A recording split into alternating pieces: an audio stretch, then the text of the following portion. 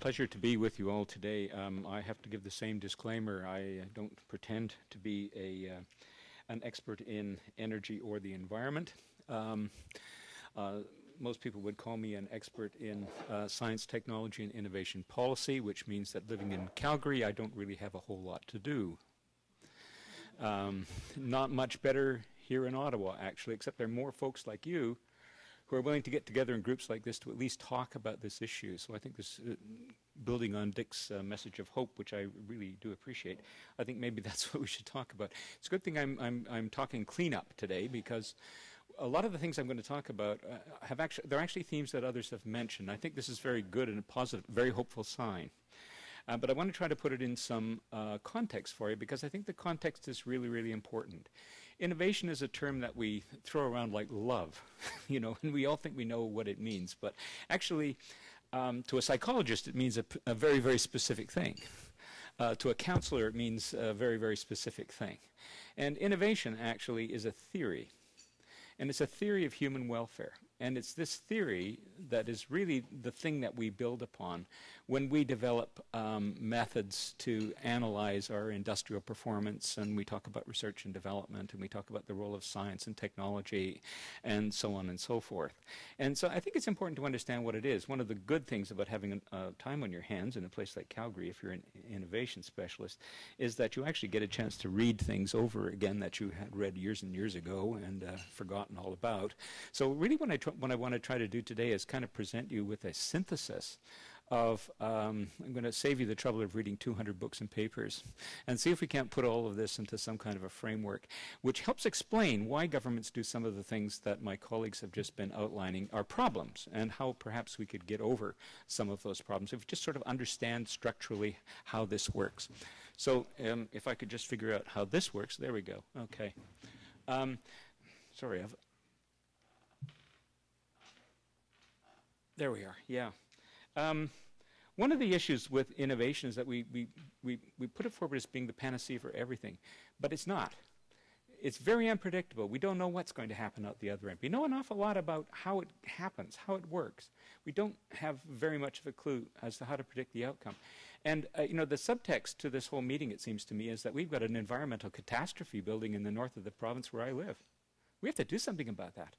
But this is also the biggest single innovation in Canadian industrial history in 100 years.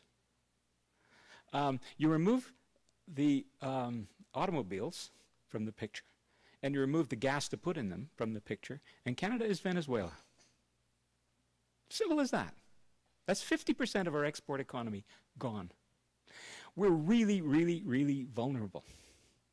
And innovations tend to create that kind of vulnerability when they have that magnitude of impact. And there is no single innovation in Canadian history for the last 100 years that has had as many impacts on the way we live in Canada, the way we think, the demography, our currency, everything that we think about, than learning how to manufacture oil from sand. So the biggest single problem in this room is also the biggest single innovation. And I think we have to keep that in mind. Innovation doesn't just solve problems. We need to make it solve problems. It can solve problems if we make it. It won't if we don't. Try some of this mental arithmetic. What is innovation as a theory of welfare? And by theory of welfare, what this means is that innovation is what causes us to get wealthier, more prosperous. It is the engine, if you like, that creates all of the nice things that we enjoy in a country like Canada. So innovation in that theory is not an artifact, it's not a technology, it's not a change in process, it's not a new product, it's none of those things. It's a measurable socio-economic outcome.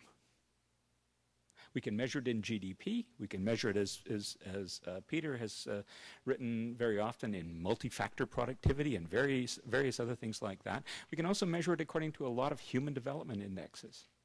We don't typically do that these days, but we could. It's a very heterodox phenomenon. It's about the non-routine. It's about breakouts and breakthroughs, and I think many, many people today have emphasized that. It's also about qualitative change. It's not producing what you produce already better, as Dick was just saying. It's about learning to do completely new things in completely new ways and constantly relearning to do that. And the way it creates growth or welfare if you want to put it that way, is not just simply by selling more stuff, but by displacing existing sources of value and replacing them with new sources of value. And to the extent that that displacement is positive, we get a positive welfare effect. Sometimes it's not. Sometimes it's negative, and we get a negative welfare effect. And sometimes there's a time factor involved here. What starts out to be extremely positive turns into something very, very negative, and then we have trouble getting rid of it. And this is kind of what our friend Schumpeter was talking about with his term creative destruction. He really meant that. I want you to engage in some mental arithmetic here. We tend to think of innovation in terms of R&D, commercialization, startups, venture capital, intellectual property. No theory of how innovation actually creates welfare, and I've read the 200 books, okay, actually is contingent on any of those things. Doesn't mean that they're not involved. They typically are involved.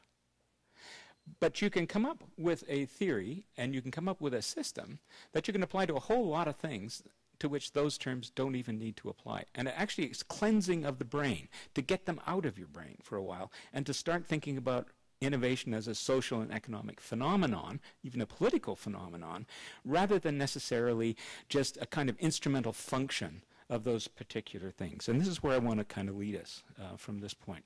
This is just by way of summarizing those 200 books. I'm not sure that this is entirely makes sense. But I want you to think about innovation not as being all of those artifacts, but as rather being a set of functions like this. And you notice there's no technology in there, there's no science. This could apply to reorganizing a nursery school as much as it could be to rocket science, okay? And the only directionality in that system, because it's a really nonlinear, very complex kind of a system, you can't really predict things. It's not even sequential. Is whether the output goes inward into an existing paradigm, which is what many would call an incremental innovation, or whether we just go outside. So a new paradigm would be, I think, not just cars that go on electricity, but driverless cars. There's a paradigm change for you, okay? A huge behavioral change implicit in that, as well as a technical change and all the rest. But let's just look at how this thing builds. I'm going to go through it in a kind of sequence, but I want to maintain that it doesn't always occur exactly in this sequence because there are all kinds of feedbacks in this system. It's very slippery. But certainly, innovation is about the combination of new ideas. It almost never occurs unless that happens.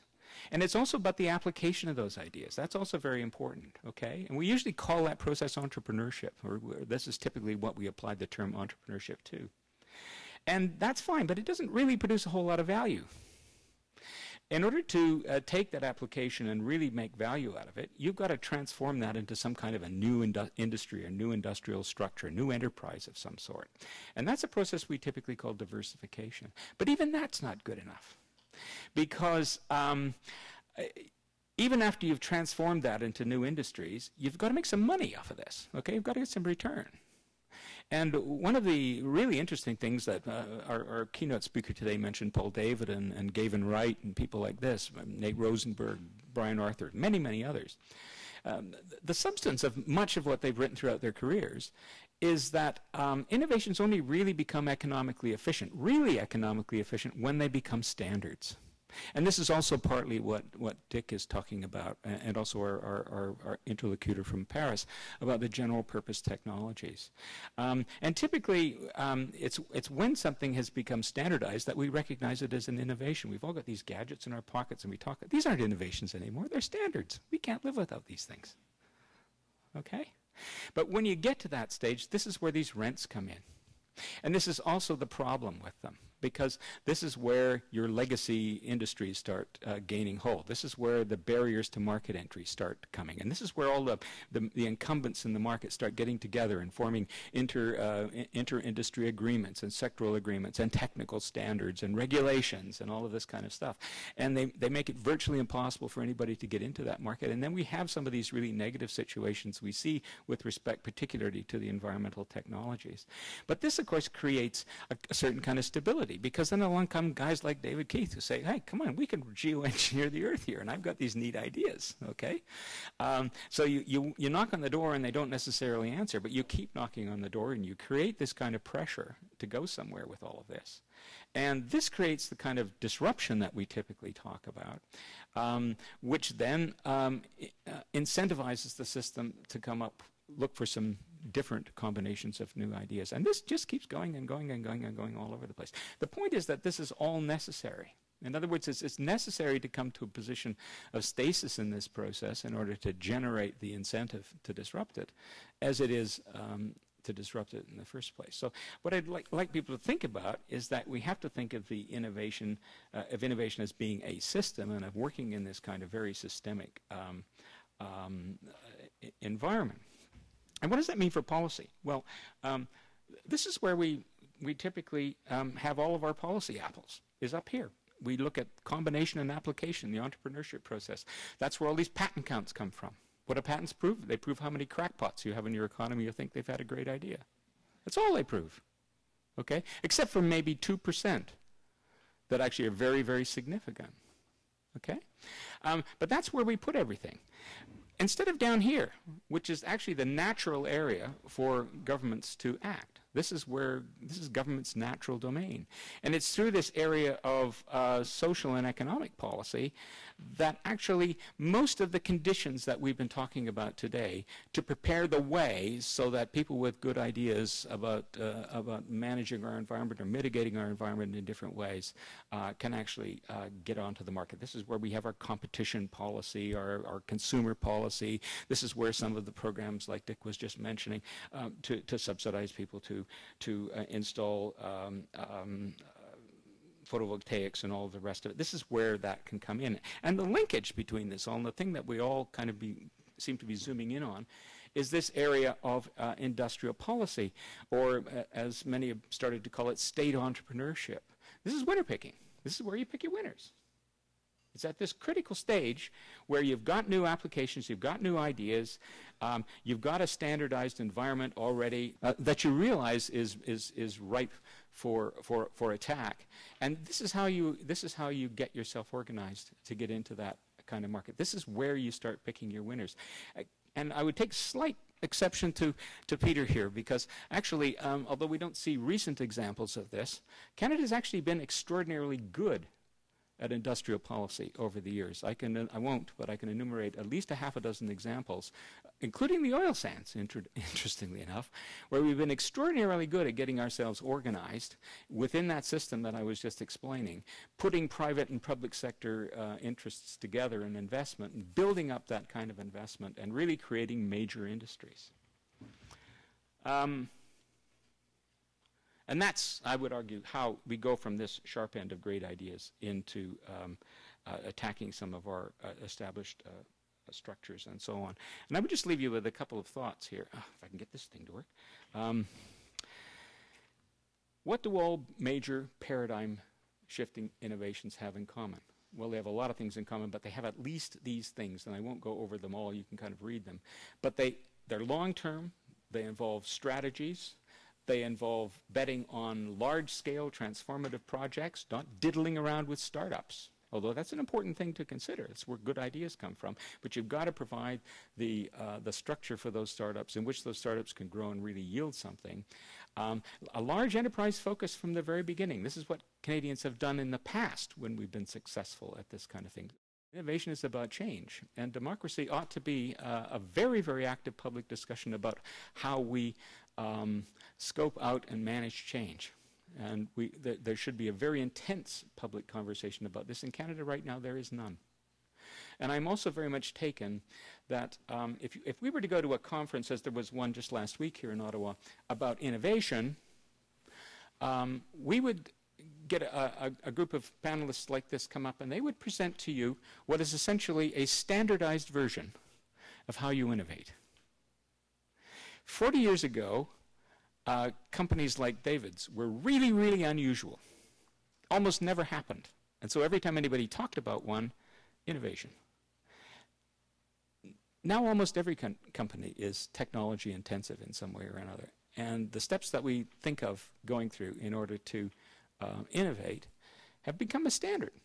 And if we really believe in this theory of innovation as a theory of welfare, we ought to be worried about that. We ought to start thinking, okay, how do we break the standard? Maybe there's a different way. There's a whole set of different criteria that we should be looking at to innovate. And I would just close with a statement from my mentor and teacher, Christopher Freeman, who also Dick knew very, very, very well. He used to say that, you know, innovation, if you ever think you understand it, you don't. It should always be a moving target. When it's no longer moving, then you've lost sight of it. And it's not about the next orthodoxy. It's about the next orthodoxy but one. And I think in Canada right now, the big problem is that we're not really even together and organized to get a glimpse of the next orthodoxy, let alone the next orthodoxy but one. So I would just leave that as an admonition to everybody of the way we need to proceed. So thank you very much for your attention.